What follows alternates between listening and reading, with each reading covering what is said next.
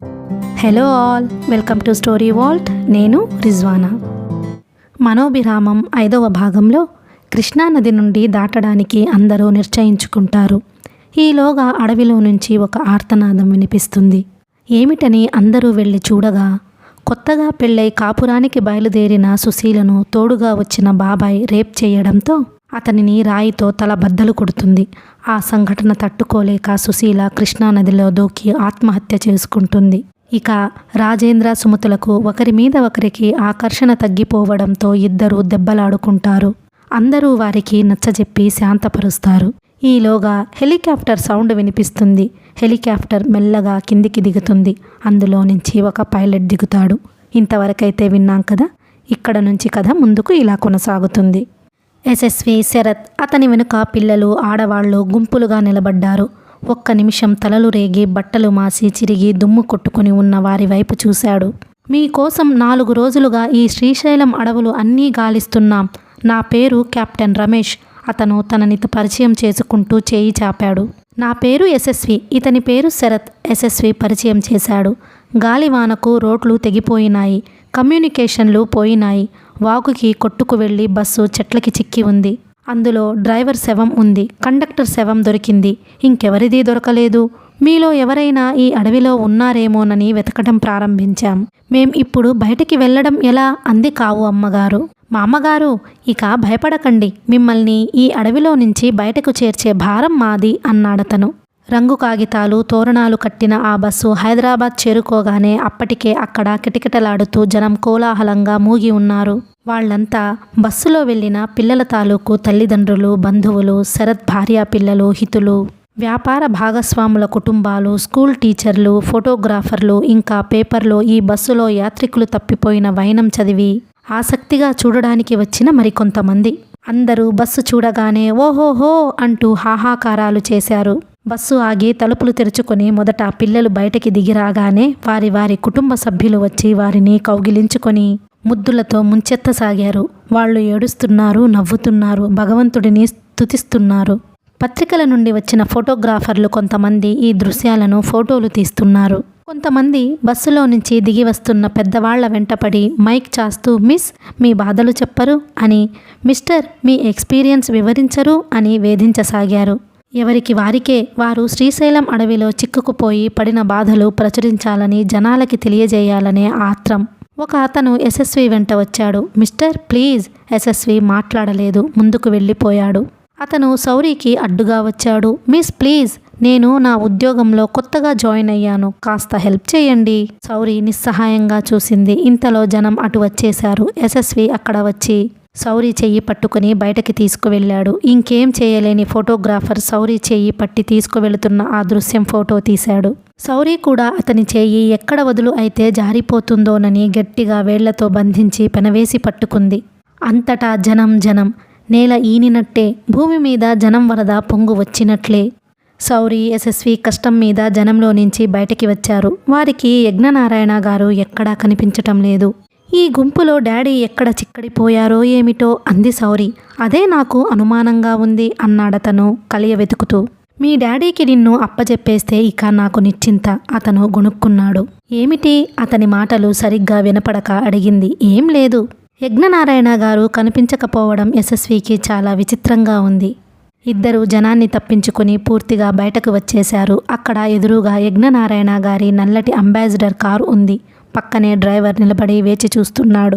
సౌరి కారుని చూడగానే యశస్వి చెయ్యి వదిలించుకొని పరిగెత్తింది. డాడీ! కానీ ఆయన కారులో లేరు. డ్రైవర్ సౌరిని చూడగానే డోర్ తెరిచాడు. డాడీ ఎక్కడా? తలెత్తి అతన్ని అడిగింది.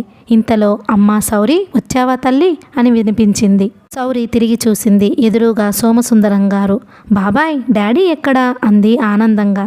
డాడీకి ఒంట్లో బాగోలేదమ్మా, నన్ను పంపించాడు. ఏమైంది బాబాయ్? ఏమవ్వాలి తల్లి? ఈ ఆదుర్త కంటే మించిన మరో వ్యాధి ఇంకెక్కడ ఉంది? పద ఇంటికి వెళదాం అన్నారాయన.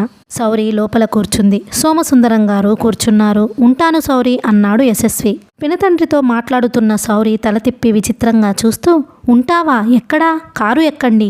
ఈ క్షణం నుంచి మీరు మాతోనే కలిసి ఉంటున్నారు అంది. యశస్వి ముందు సీటులో డ్రైవర్ పక్కన కూర్చున్నాడు. అది చూడగానే సోమసుందరం గారి ముఖం క్షణం సేపు చిటచిటలాడింది. కానీ అది క్షణికం మాత్రమే. కారు ఇంటికి వచ్చింది. ఇంటి నిండా జనం ఉన్నారు. పనివాళ్ళు ఎదురొచ్చారు. వాళ్ళెవ్వరూ సంతోషంగా లేరు. సౌరి నవ్వుతూ అందరినీ పలకరిస్తూ తండ్రి గదివైపు పరిగెత్తింది. అక్కడ డాక్టర్ గారున్నారు. కుటుంబానికి అత్యంత హితుడు అయిన జానకి రామయ్య గారు ఉన్నారు. పోలీస్ కమిషనర్ గారి భార్య కూడా ఉంది. లోపలికి బాణంలా దూసుకువచ్చి మంచం దగ్గరికి రాగానే సౌరి ఒక్క క్షణం ఆగిపోయింది. యజ్ఞనారాయణ గారు మంచం మీద పడుకొని ఉన్నారు. అక్కడున్న అందరూ నిశ్శబ్దంగా ఉన్నారు. సౌరికి ఆయన పడుకున్న తీరు చూసి భయం వేసింది. మామూలు వాళ్ళెవ్వరూ అలా పడుకోరు. చేతులు గుండెల మీద పెట్టుకుని వెల్లకిలా ముఖం ఎత్తి కాళ్ళు కాస్త ఎడంగా. డాడీ కంగారుగా కుదిపింది. ఆ శరీరం చల్లగా ఉంది. డాడీ కెవ్వున అరుస్తూ ఆయన మీద పడింది. నిన్న సాయంత్రం వరకు బాగానే ఉన్నాడు. మీ ఆచూకీ దొరికిందని శ్రీశైలం నుంచి ఫోను రాగానే తను అక్కడికి వెళతానని అన్నాడు. డాక్టర్ శ్రమకి తట్టుకోలేరు, వద్దని వారించారు. ఈ వారం 10 రోజుల నుంచి ఆయన పడిన ఆదుర్దకి మించిన ఆనందం దొరికింది అని సంబరపడ్డాడు. స్వీట్లు తెప్పించి అందరికీ ఇచ్చాడు. సౌరి వచ్చేస్తోంది, సౌరి వచ్చేస్తోంది అంటూ పదే పదే చెప్పాడు. బలవంతంగా నిద్రపుచ్చాం. ఆ నిద్ర ఇక లేవలేదు. రాత్రి నిద్రలోనే ప్రాణం పోయింది. సోమసుందరం గారు ఓదారుస్తూ బుజ్జగిస్తూ చెప్పారు. డాడీ ఇదేమిటి, ఇలా అయిందేమిటి? నేను చచ్చిపోతానని అనుకున్నాను. ఆ వార్త మీరు వింటారని భయపడ్డాను. హెలికాప్టర్ మా దగ్గరికి రాగానే ఎంతో సంతోషపడ్డాను. ఇంకా నేనెందుకు బ్రతకాలి, చచ్చిపోతాను, మీతో వచ్చేస్తాను డాడీ. సౌరి ఏడవసాగింది. ఆమెని పట్టుకోవడం వారి తరం కాలేదు. సౌరి వెనక వచ్చిన యశస్విని నౌకర్ పక్కకి పిలిచి ఈ వార్త వరండాలోనే చెప్పేశాడు. అతను నివ్వెరబోయాడు. ఇంతలో గదిలో నుంచి సౌరి ఏడుపు వినిపించింది. అతను యజ్ఞనారాయణ గారి దగ్గరికి వచ్చాడు. ఈయన పోయారా? అతను నమ్మలేకపోతున్నాడు. ఈ ప్రపంచంలో కొన్ని విషయాలు మనం శాశ్వతం అని నమ్ముతాం. ఆయన విషయంలో యశస్వికి అదే నమ్మకం. యజ్ఞనారాయణ గారు పోతే అనే ఆలోచన అతనికి కలలో కూడా రాలేదు. అతను కూడా దిగ్భ్రాంతిగా చూస్తున్నాడు. సౌరి మంచానికి తలేసుకుని కొట్టుకుంటూ డాడీ నేను బ్రతకలేను, నేను చచ్చిపోతాను, మీతో వస్తాను డాడీ అని ఏడుస్తుంది. అతను మెల్లగా మోకాళ్ల మీద వంగి కూర్చున్నాడు. ఆమె భుజాలు పట్టుకొని సౌరి అని పిలిచాడు. సౌరి అతని వైపు చూసింది. డాడీ లేరు, నేనెట్లా బ్రతకను ఏడ్చేసింది. అతను అప్రయత్నంగా సౌరి తలని గుండెలకి అదుముకున్నాడు. ధైర్యం తెచ్చుకో, ధైర్యం తెచ్చుకోవాలి నువ్వు. అతని పెదాలు అస్పష్టంగా మందర స్వరంలో పైకి పలికి సౌరికి చెబుతున్నాయి. కానీ అవి సౌరికే కాదు, లోపల అతనికి కూడా చెబుతున్నాయి. ధైర్యం తెచ్చుకో, ధైర్యం తెచ్చుకోవాలి నువ్వు. నేను ఒంటరిగా ఎలా బ్రతకను, నా వల్ల కాదు, సౌరి చిన్నపిల్లలా అంటోంది. ఆ గదిలో అందరూ, ముఖ్యంగా సోమసుందరం గారు యశస్విని అతని గుండెల్లో తలదాచుకుని ఏడుస్తున్న సౌరిని చూస్తున్నారు.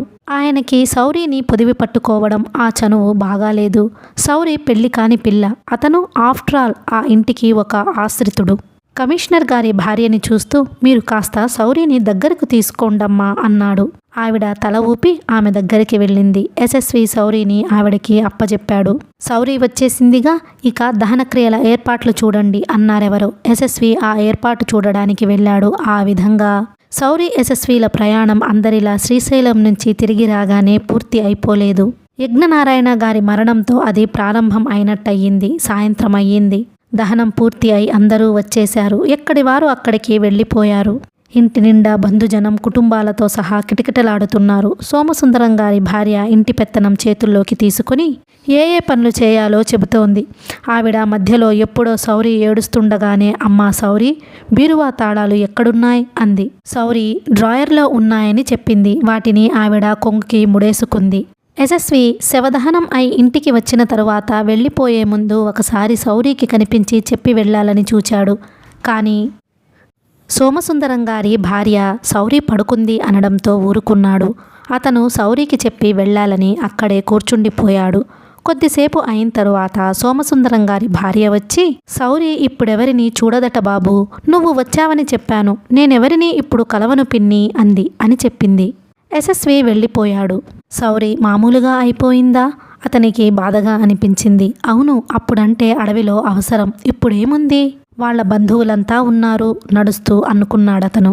శరత్ షేవ్ చేసుకోవడం పూర్తి అయింది. ఇంతలో అక్కడికి లక్ష్మి వచ్చింది. ఆమె చేతిలో అతని ఇస్త్రీ బట్టలు, ప్యాంటు షర్టు ఉన్నాయి.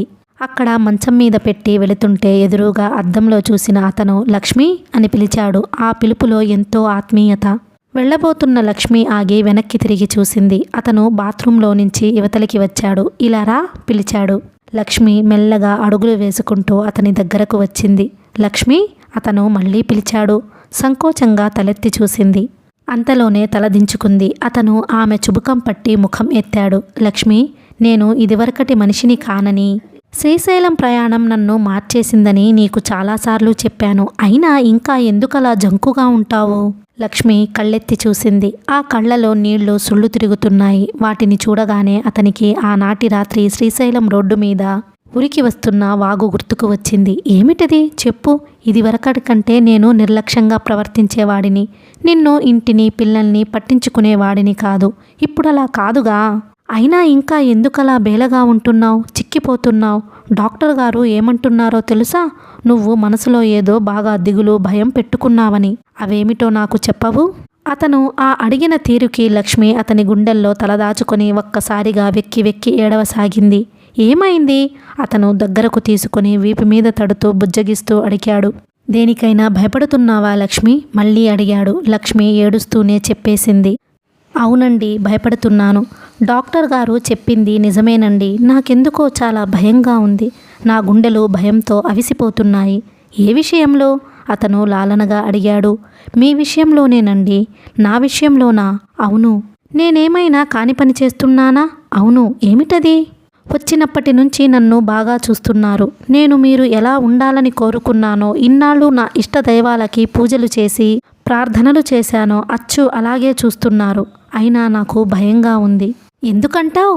అతను ఆశ్చర్యంగా చూశాడు. మీరు మళ్ళీ ఎప్పుడైనా నా మీద విసుక్కుంటే నేను భరించలేనండి. ఇదివరకు అయితే ఆ విదిలింపు ఒక్కటే తెలుసు. ఇప్పుడు మీ ప్రేమ ఇలా పొందిన తరువాత నేను అవి మళ్ళీ ఎదురైతే రవ్వంత కూడా భరించలేనండి. నా వల్ల కాదు. నేను చచ్చిపోతాను. అతనికి అర్థమయ్యింది. లక్ష్మిని గుండెలకు అదుముకున్నాడు. అతనికి శౌరి గుర్తుకు వచ్చింది. ఎందుకో తెలియదు. శ్రీశైలం ప్రయాణం నుంచి వచ్చినప్పటి నుంచి అతను శౌరిని మర్చిపోలేకపోతున్నాడు.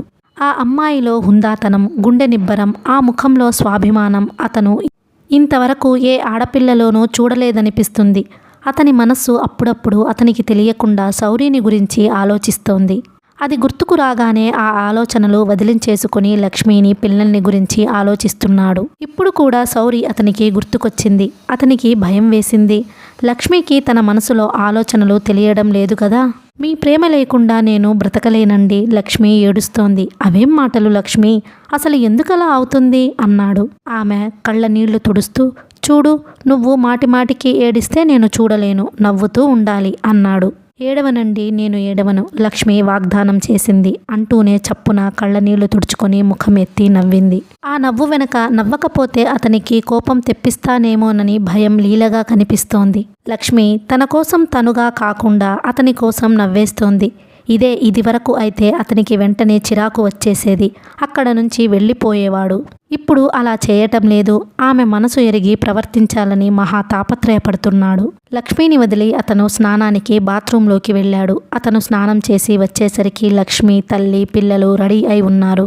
అందరినీ లక్ష్మి మొక్కుందని చెప్పడంతో గుడికి తీసుకువెళ్ళాడు. గుడిలో పూజ, మంత్రాలు యాంత్రికంగా జరుగుతున్నాయి. పూజారి అందిస్తున్న హారతి అద్దుకుంటున్న లక్ష్మీనే చూస్తున్నాడు. అతను శ్రీశైలం ప్రయాణం నుంచి తిరిగి వచ్చేసరికి లక్ష్మి దాదాపు చావు బ్రతుకుల్లో ఉంది. తను ఇక లేడని, చచ్చిపోయాడని అందరూ భావించారు. లక్ష్మి అన్నం, నీళ్లు ముట్టుకోలేదు. పిల్లల సంగతి పట్టించుకోలేదు. ఎక్కిన మంచం దిగలేదు. డాక్టర్లని దగ్గరకు రానియలేదు. ఆమెకి ఎవ్వరూ నచ్చజెప్పలేకపోయారు. ఇంకా 5-6 రోజులు శరత్ రాకుండా ఉంటే లక్ష్మి బ్రతికేది కాదని అందరూ అన్నారు. శరత్కి కూడా లక్ష్మిని చూస్తే అదే అనిపించింది. వచ్చిన క్షణం నుంచి రాత్రింబవళ్ళు సేవలు చేసి ఆమెను బ్రతికించుకున్నాడు. లక్ష్మి ఆరోగ్యం బాగుపడింది. అతను ఎంత ఇష్టంగా దగ్గరికి తీసుకుంటే లక్ష్మి అంతా బెదిరిపోతున్నట్లు చూస్తోంది. ఏమిటి అంటే, మీరు మళ్ళీ మారిపోతారేమో అంటూ దిగులు పడుతోంది. తను ఇలా ఇప్పుడు ఉన్నందుకు సంతోషం కంటే తను మళ్ళీ ఎక్కడ మారిపోతాడో అనే భయమే ఆమెని ఎక్కువ వేధిస్తున్నట్లుగా ఉంది. శరత్ భార్య మీద విసుక్కోవటం లేదు. రెట్టింపు ప్రేమతో ఆమెని దగ్గరకు తీసుకొని అనునయిస్తున్నాడు. అతనికి క్షణక్షణం ఆ శ్రీశైలం కారడవిలో నా అనేవాళ్లు లేకుండా బ్రతుకుతామో చచ్చిపోతామో తెలియని అయోమయపు అవస్థలో బందీగా చిక్కడిపోయిన రోజులే గుర్తుకు వస్తున్నాయి. ఆ ప్రయాణం వల్ల నా అనేవాళ్లు లేకుండా జీవితం గడవడం ఎంత కష్టమో తెలిసింది. మనిషికి ఈ కుటుంబం అనే బంధం ఎంత అవసరమో అర్థమయ్యింది. మనకి తెలియకుండానే మనం ఒకరి జీవితాల్లో ఇంకొకరు అల్లుకుపోతాం. వారి బాధలు మనవి, మన ఆనందాలు వారివి అనుకుంటాం. ఈ కుటుంబం అనే గడబిడ మనిషిని నిత్యం ఉక్కిరి బిక్కిరి చేయకపోతే మనిషి, ముఖ్యంగా మగవాడు, సన్యాసి అయి అడవుల్లోకి పోయినా పోతాడు, లేకపోతే స్వార్థంతో అన్ని సంతోషాలు తనకే కావాలి అనే తపనతో ఒక నియంతగా సాటివారి ప్రాణాలు తీయనైనా తీస్తాడు. శరత్ భోజనానికి టేబుల్ దగ్గర కూర్చుంటే ఈ అన్నాన్ని చూస్తుంటే ఇదివరకు ఎంత విసుగు అనిపించేదో ఇప్పుడు అంత అపురూపంగా కనిపిస్తోంది. అసలు ఈ ప్రపంచంలో అన్నిటికంటే అందమైనది, అపురూపమైనది మన ఆకలి తీర్చే ఈ అన్నమే అనిపిస్తోంది.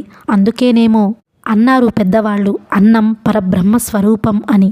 అతనికి ఇప్పుడు జీవితం పట్ల ఆకర్షణ ప్రారంభమయ్యింది. లక్ష్మి అలా మూగ ప్రేమతో స్తబ్దంగా లేకుండా తనని కవ్వించి నవ్వించాలనిపిస్తోంది. లక్ష్మి తన మనసు ఎరిగినట్లుగా ప్రవర్తనని కాస్త మార్చుకుంటే ఎంత బాగుంటుంది. తనతో పోట్లాడి, అలిగి, బ్రతిమిలాడి, రాజీకి వచ్చి అలాంటి సందడితో ఉంటే దాంపత్య జీవితం ఎంత బాగుంటుంది. శరత్ నరనరంలోనూ ఏదో తెలియని ఉత్సాహం. అతనికి 1000 మంది పెట్టు పనిచేసే శక్తి వచ్చినట్లుగా ఉంది. ఆ కష్టపడినంత మళ్ళీ సుఖం కావాలి అనిపిస్తుంది. తన ఆలోచనలు, తన మనసు పరుగులు తీస్తున్న ఈ వేగం లక్ష్మి అందుకోగలుగుతుందా? అతనికి అనుమానంగా ఉంది. సౌరి మంచం మీద వెనక్కి దిళ్ళకి తల ఆనించుకుని కూర్చొని ఉంది. కళ్ళు పరధ్యాసగా శూన్యంలో చిక్కడినట్లుగా ఉన్నాయి. పక్కనే కుర్చీలో కూర్చుని ఉన్న సోమసుందరం గారు చెబుతున్నారు, సౌరి, నాన్న పోయి అప్పుడే నెల 15 రోజులకి పైగా అవుతోంది. చూస్తుండగానే రోజులు పిట్టల్లా ఎలా తుర్రుమంటున్నాయో. నువ్వు చాలా బాధలో ఉన్న మాట నిజమే, కానీ ఏం చేస్తాం? బాధలున్నంత మాత్రాన వ్యవహారాలు ఆగవు కదా. కాస్త ఈ కాగితం మీద సంతకం పెట్టు. ఏమిటి బాబాయ్? అంది సౌరి. నీ తరపున మార్వాడి పన్నాలాల్ మీద కేసు పెడుతున్నాం. పన్నాలాల్ మీద కేసా? దేనికి? ఆయన మాట్లాడలేదు. భార్య ముఖం చూశారు. ఏం చెప్పలేనట్లుగా పెదవులు కదిపి ఊరుకున్నారు. ఆవిడ వెంటనే అందుకుంటూ, అలా మూగిముద్దలా ఉంటారేమిటండి? ఓ చెంప ప్రాణం మీదకు వస్తుంటే చెప్పకపోతే అమ్మాయికి ఎలా తెలుస్తుంది చెప్పండి అంటూ కసిరింది. ఆయన చెప్పలేదు. ఏమిటి బాబాయ్? అంది సౌరి. ఎలా చెప్పాలి తల్లి, నోరు రావడం లేదు. మీ నాన్న పోతూ ఇంత దిక్కులేని దాన్ని చేసిపోతాడని నేను కలలో కూడా అనుకోలేదు. తండ్రి పేరు మీద అలా నింద వినేసరికి సౌరి కళ్ళు రోషంతో చర్రుమన్నాయి. బాబాయ్, డాడీని ఏమైనా అన్నారా? ఊరుకోను. సంగతేమిటో చెప్పండి. ఆయన చెప్పడం ప్రారంభించారు. చూడమ్మా, నువ్వు తండ్రిపోయిన బాధలో ఉన్నావని ఇన్నాళ్ళు చెప్పలేదు. మీ నాన్న ఏం చేశాడో తెలుసా? మార్వాడి పన్నాలాల్ దగ్గర 20 లక్షలు డబ్బు తీసుకున్నాడుట. ఆ డబ్బు కట్టమని అతను తొందర చేస్తున్నాడు. అంత డబ్బు ఏం చేశాడో ఏమిటో మరి. 20 లక్షలా? అంది సౌరి. అవును. తీసుకున్నవాడు ఊరికే తీసుకున్నాడా? ఈ ఇల్లు అతనికి తాకట్టు పెట్టాడు. సరిగ్గా 10 రోజుల్లో ఆ డబ్బు ఇచ్చేస్తానని అన్నాడుట. 10 రోజులు అయ్యింది, ఇవ్వలేదు. ఇంతలో ఆయన పోయాడు. పన్నాలాల్ డబ్బు కట్టండి, లేకపోతే ఇల్లు స్వాధీనం చేసుకుంటాను అంటున్నాడు. 1, 2 కాదు, 20 లక్షలు. 20 లక్షలే? అంత డబ్బు డాడీ ఏం చేసి ఉంటారు? ఆ రోజు పార్టీ అయ్యిందే, ఆ రోజున గజానంద్కి ఇస్తానని అన్నాడమ్మా. ఈ డబ్బు కడితే బ్యాంకు ద్వారా ఆయనకి 80 లక్షల లోన్ శాంక్షన్ అవుతుంది. దానితో ఆయన 5 స్టార్ హోటల్, నర్సింగ్ హోమ్ కట్టడం ప్రారంభించవచ్చును అనుకున్నారు. ఆయనకి బాంబేలో డబ్బు వచ్చేది ఉందిట.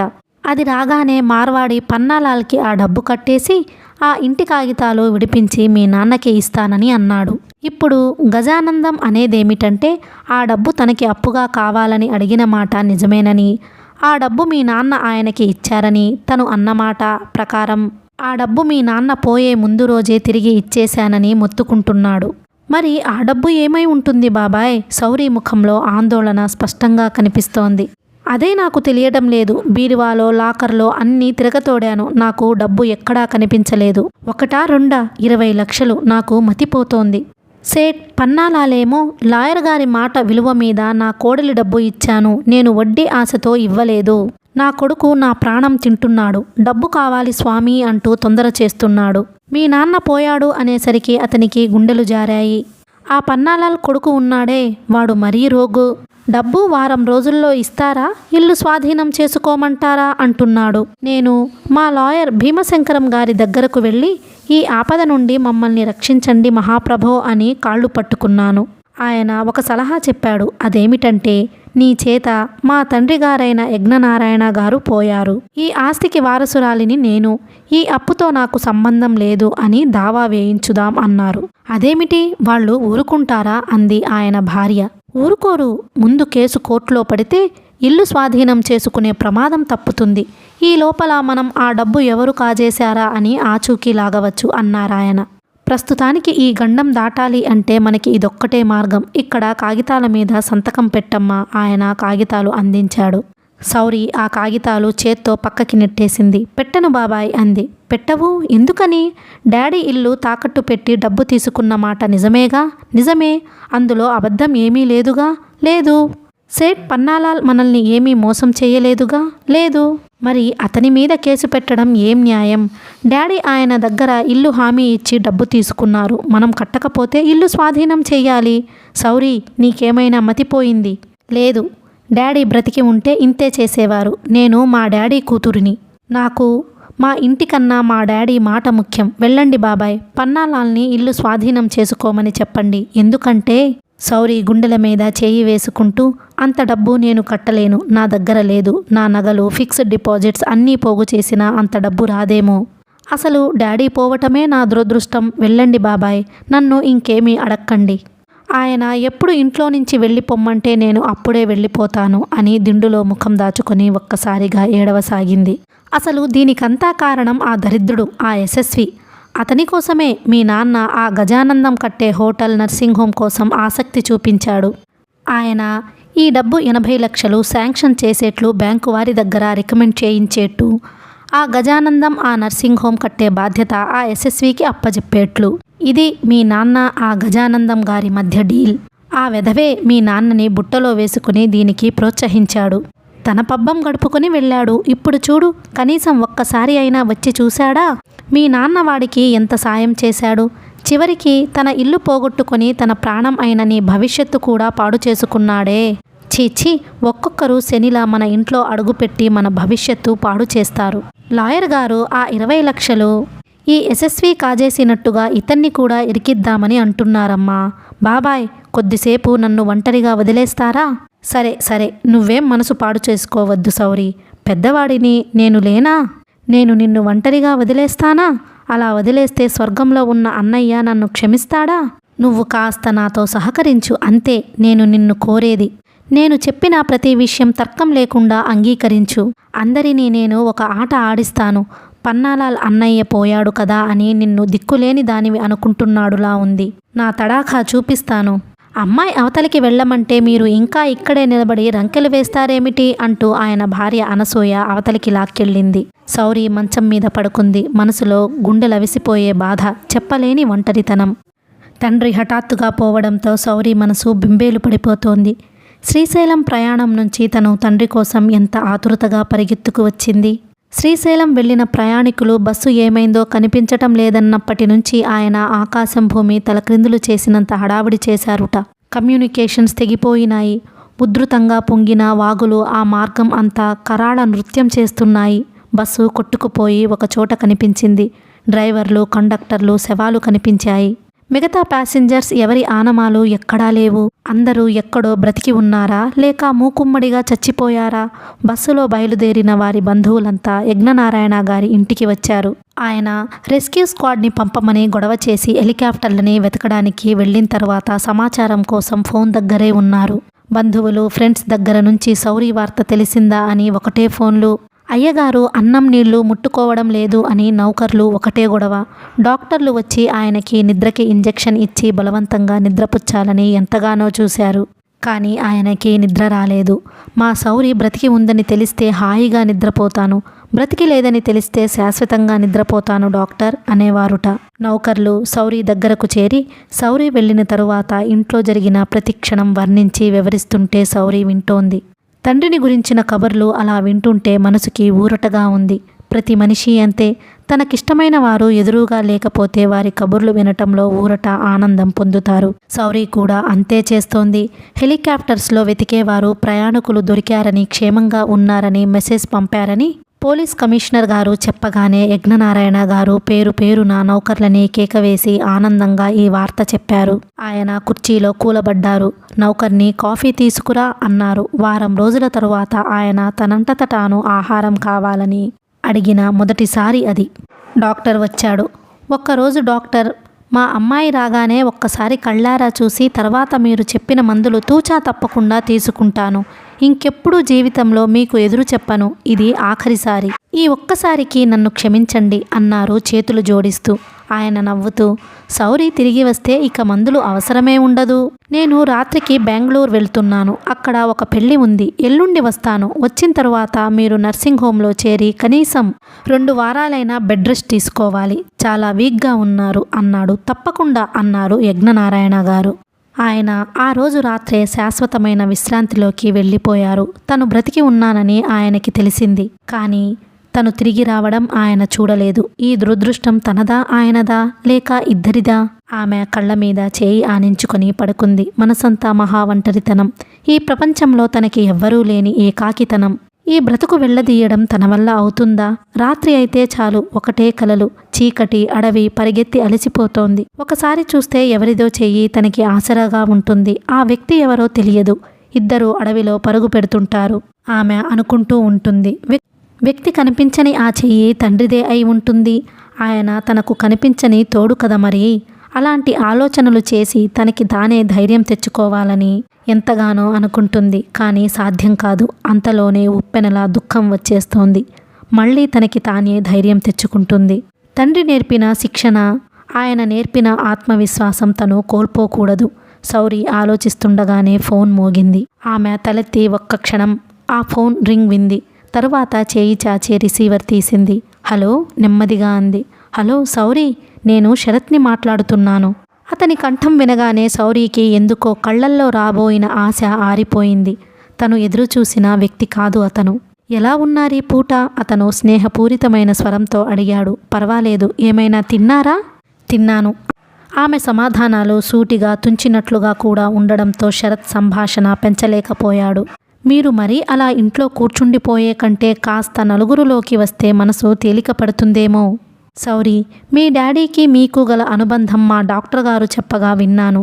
మీ బాధ నాకు తెలుస్తోంది. ఆమె వింటోంది. అతను ఫోన్ ఎప్పుడు పెట్టేస్తాడా అని ఎదురు చూస్తోంది.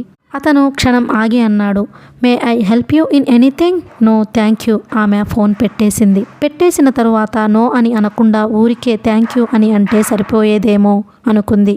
శరత్ భార్యని తీసుకొని సౌరిని చూడడానికి వచ్చాడు. దంపతులుగా వారిద్దరిని చూడముచ్చటగా ఉన్నారు. చీటికి మాటికి పోట్లాడుకునే సోమసుందరం, బాబాయ్ లాంటి వాళ్ళని చూసిన ఆమె కళ్ళకి శరత్ దాంపత్యం ఎంతో హాయిగా అనిపించింది. లక్ష్మిని చూస్తే చాలు శరత్ అంటే ఎంత ప్రాణమో ఇట్టే అర్థమవుతోంది. పిల్లలు ముద్దుగా ఉన్నారు. శరత్ అడపాదడపా ఫోన్లో సౌరి యోగక్షేమాలు అడుగుతూనే ఉన్నాడు.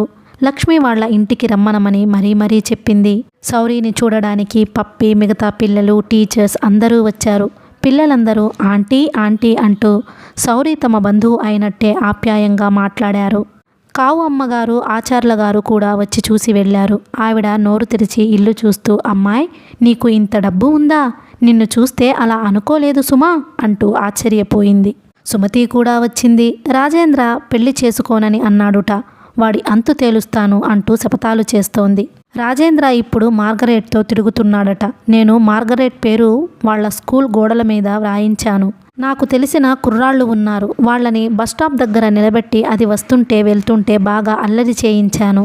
మార్గరేట్ తలెత్తుకోలేక సిగ్గుపడి సెలవు పెట్టి ఇంట్లో కూర్చుంది. నేను సరాసరి వాళ్ళ ఇంటికి వెళ్ళి వాళ్ళతో రాజేంద్ర నాకు కాబోయే భర్త అని, నాకు నెల తప్పిందని, మార్గరేట్ అతని మనసు విరిచేసిందని చెప్పాను.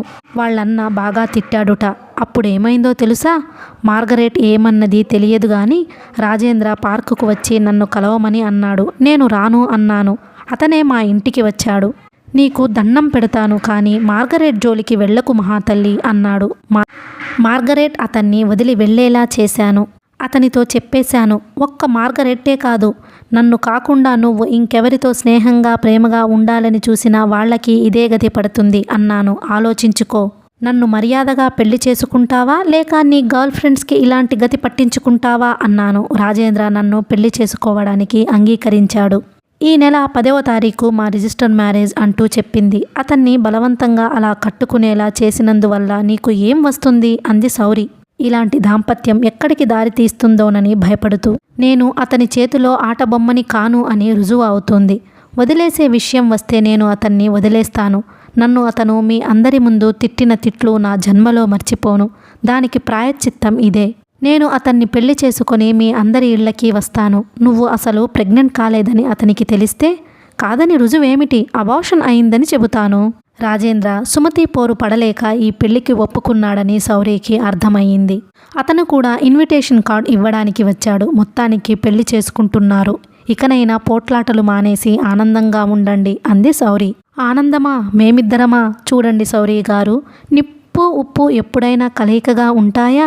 ఈ ప్రపంచంలో ఏ ఆడదాన్ని ద్వేషించనంతగా నేను సుమతిని ద్వేషిస్తాను, అసహ్యించుకుంటాను అన్నాడు రాజేంద్ర. పెళ్లి కార్డు ఇస్తూ ఇదేం మాటండి అంది శౌరి. ఈ పెళ్లి సుమతి నోరు మూయించడానికి. పెళ్లి అయిన తరువాత ఇక నన్నేమి చేయలేదు.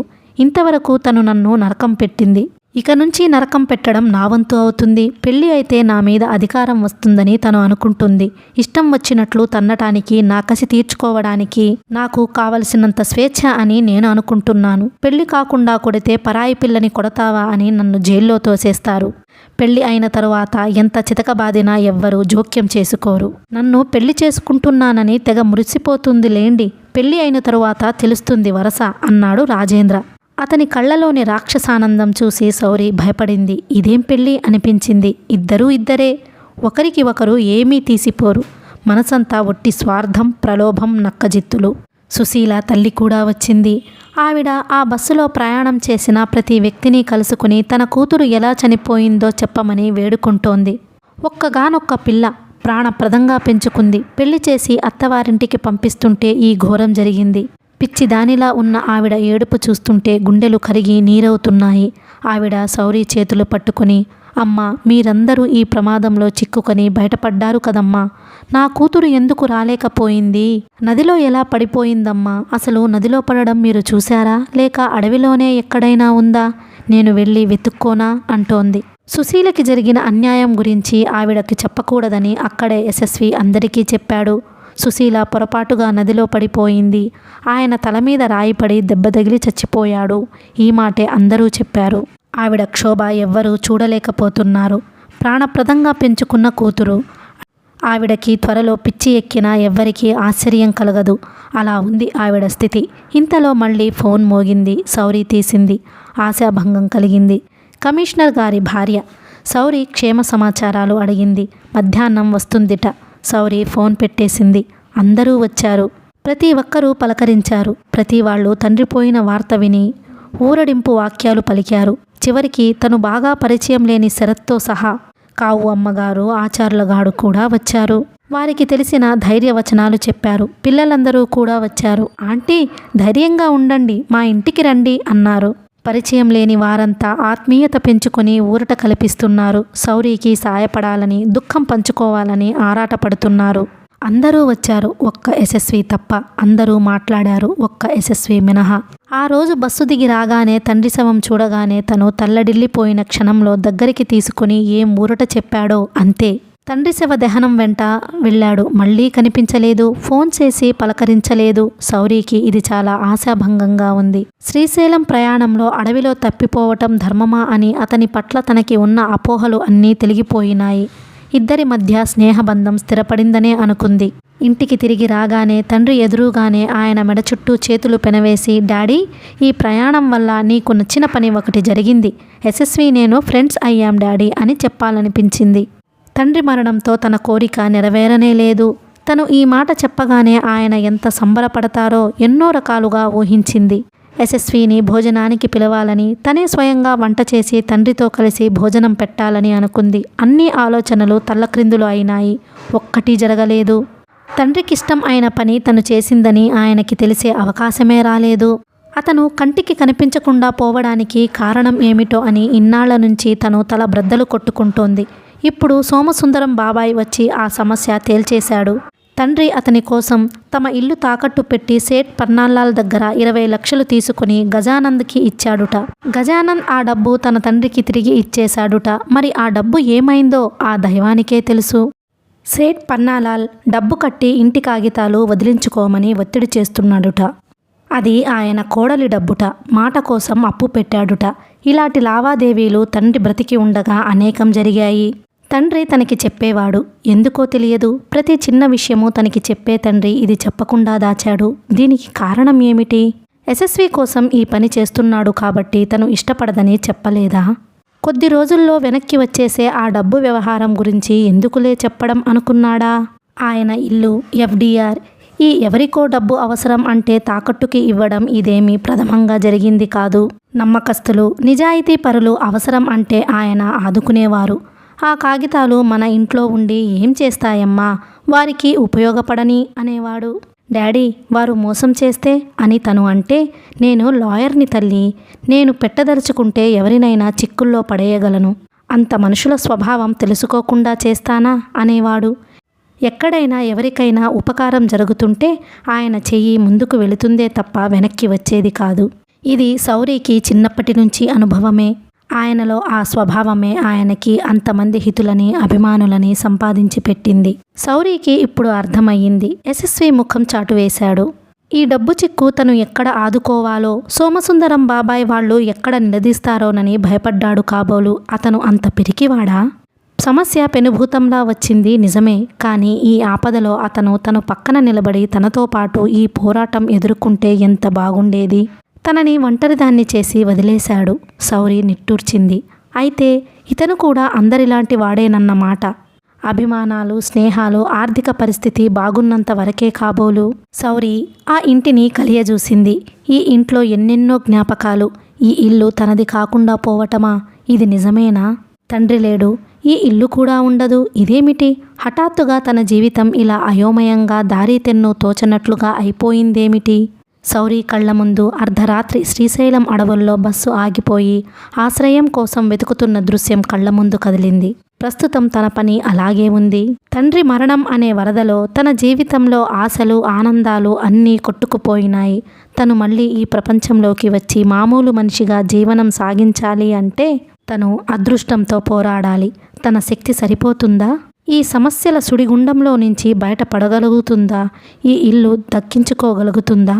సౌరి మనస్సు బేలగా అనిపిస్తోంది. ఇంతవరకు ప్రతి చిన్న విషయం తండ్రే ఆలోచించడం అలవాటు. ఇప్పుడు ఆ బాధ్యత, భారం తన మీద పడినాయి.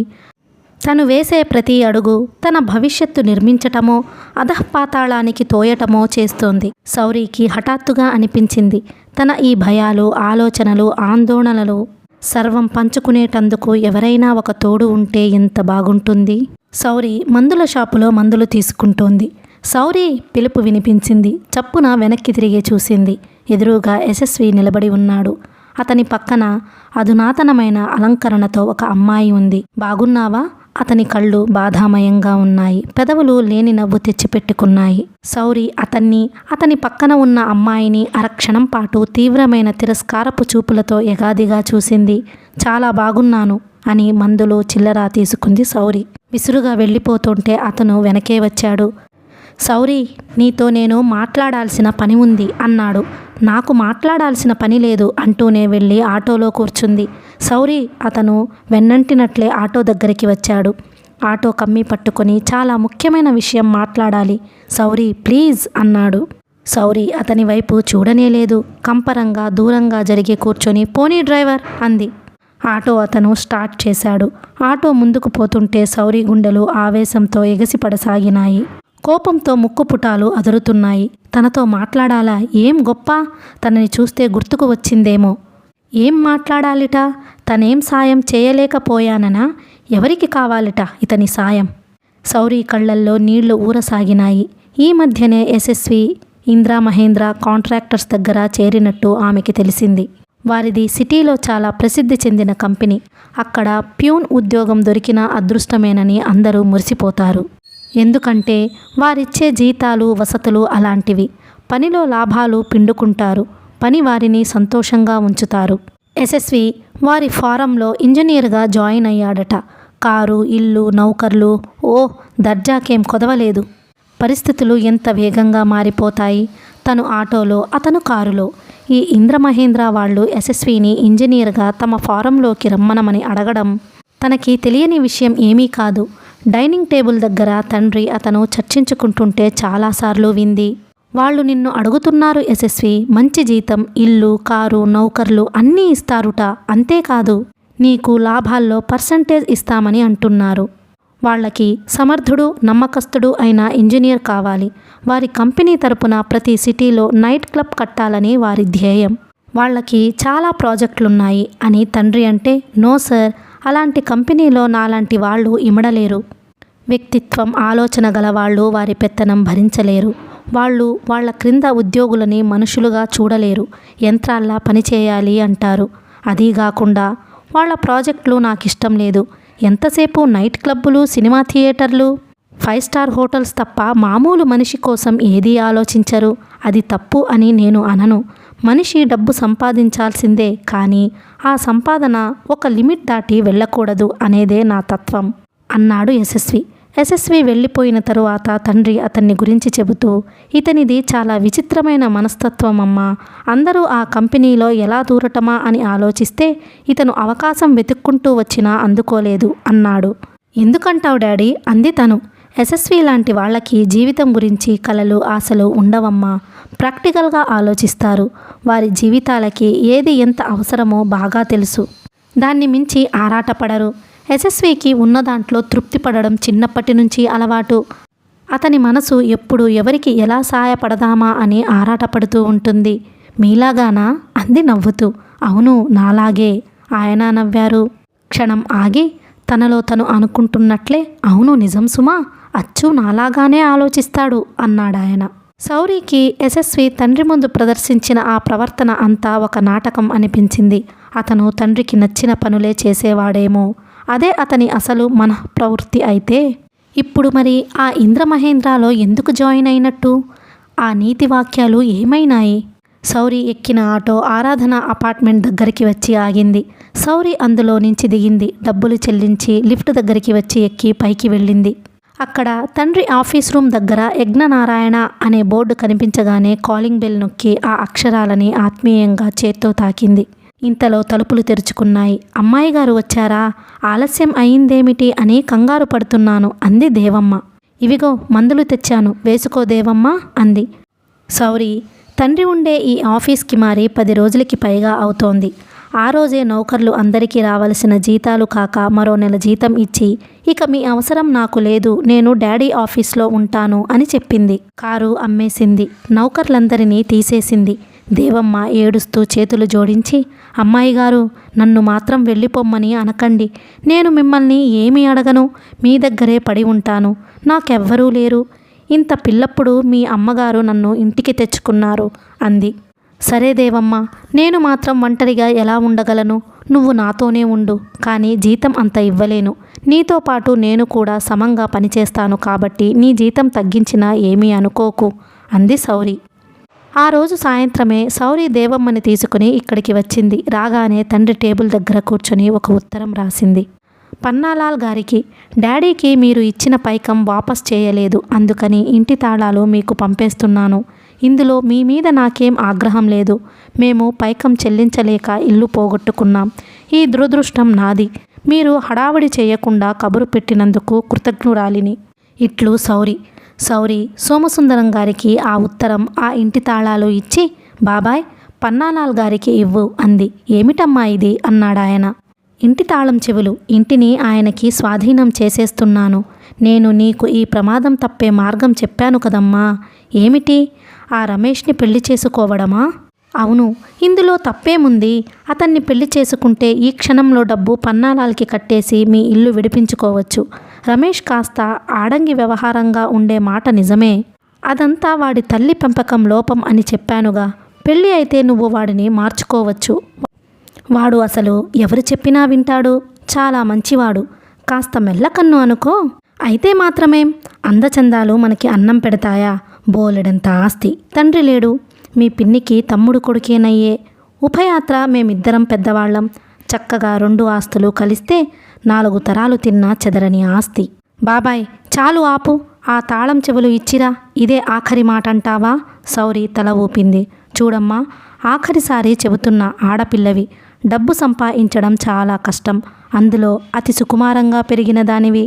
నా సంగతి నాకు తెలుసు బాబాయ్. తెలియనప్పుడు నువ్వు చెప్పింది వింటాను అంది సౌరి విసుగ్గా. సరే నీ ఇష్టం అన్నాడాయన తాళం చెవులు తీసుకుంటూ. ఆయన వెళ్ళిపోయాడు. సౌరి తల పట్టుకుని కూర్చుంది. తన జీవితం ఆయన చక్కదిద్దాలని చూస్తున్నాడుట. రమేష్ని పెళ్లి చేసుకోవాలిట. నిన్న మొన్నటి వరకు రమేష్ని చీదరించుకున్న తనకి ఈరోజు తన పరిస్థితులు తలక్రిందులు అయ్యాయని ఒక్కసారి అతని మీద అభిమానం వస్తుందా? అతని పట్ల తన అభిప్రాయం మారుతుందా? పెళ్ళి అంటే డబ్బు కోసం దారిన పోయేవాడిని చేసుకోవడం అని బాబాయ్ అభిప్రాయం కాబోలు. ఆయనకిప్పుడే కాదు, తండ్రి బ్రతికి ఉన్నప్పటి నుంచి ఇదే పాట. 2 ఆస్తులు కలుస్తాయి అని ఆశ. ఒరేయ్ సోము, నేను పెళ్లి చేయాలనుకుంటున్నది నా కూతురికిరా, నా ఆస్తికి కాదు. ఇంకోసారి ఇలాంటి వెధవ మాటలు నా దగ్గర ఎత్తకు అని కసిరేవాడు నాన్న. అయినా సోమసుందరం గారు ఊరుకోడు. 10 పైసలు దొరుకుతాయంటే ఆయన 10 మైళ్ళు ఎర్రటి ఎండ అయినా లక్ష్య పెట్టకుండా నడిచి వెళ్తానని అంటాడు. అంత డబ్బు కాపినం మనిషి. అమ్మాయి గారు, దేవమ్మ కాఫీ తెస్తూ అంది. ఏమిటి? గంట క్రితం మీరు అలా వెళ్ళారో లేదో యశస్వి గారు వచ్చి వెళ్ళారు.